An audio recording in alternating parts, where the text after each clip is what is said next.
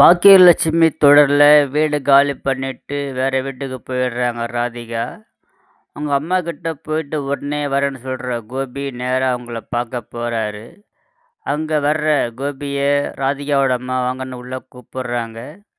பிறகு ராதிகா எதுவும் கோபமாகவே மறைக்க பார்க்குறாங்க. ராதிகா கிட்ட பேசுகிறாரு.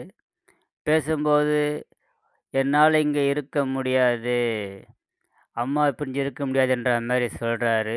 பேசிக்கிட்டே இருக்கும்போது இங்கே இருங்க, இங்கே இருந்து இருங்க மாப்பிள்ளை அப்படின்னு ராதிகாவோட அம்மா சொல்கிறாங்க. அதுக்குள்ள ஈஸ்வரி கிட்டேருந்து ஃபோன் வருது. நீ வரலன்னா நீ அம்மாவை இனிமேல் பார்க்கவே முடியாதுன்ற மாதிரி சொல்கிறாங்க. என்ன சொல்கிறதுன்னே கோபிக்கு தெரியல.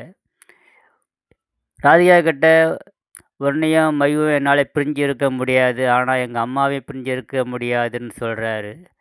கடைசியாக ஒரு வழியாக சமாதானப்படுத்தி அவர் பாக்யா வீட்டுக்கு ராதிகாவையும் மையும் கூட்டிகிட்டு வராரு. கோபி மட்டும் உள்ளே வரதா நினச்சி ஈஸ்வரி பார்க்குறாங்க.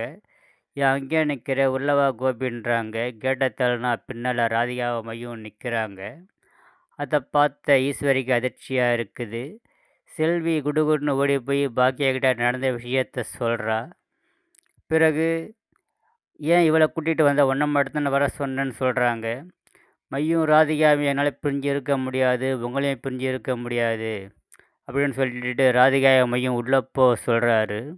உள்ளே போனோன்னே ஈஸ்வரி கேட்குறாங்க, எதுக்கு இவளை கூட்டிகிட்டு வந்த அப்படின்னு கேட்குறாங்க. அப்போ உடம்பு சரியில்லாத மாரி நெஞ்சை பிடிச்சிக்கிட்டு ஒரு மாதிரி இது பண்ணுறாரு. அவர் என்னன்னு தெரியல. ஆனால் ஒரு பக்கம் ராதிகா அவரை பார்த்து சந்தேக கண்ணோட தான் பார்க்குறாங்க. கோபமாக பேசிக்கொண்டு இருந்த ஈஸ்வரி கோபி நெஞ்சை பிடிச்ச உடனே சரி இப்படி இருந்துட்டு போதுன்ற மாதிரி விட்டுடுறாங்க. இனி நடக்க போகிறது என்ன?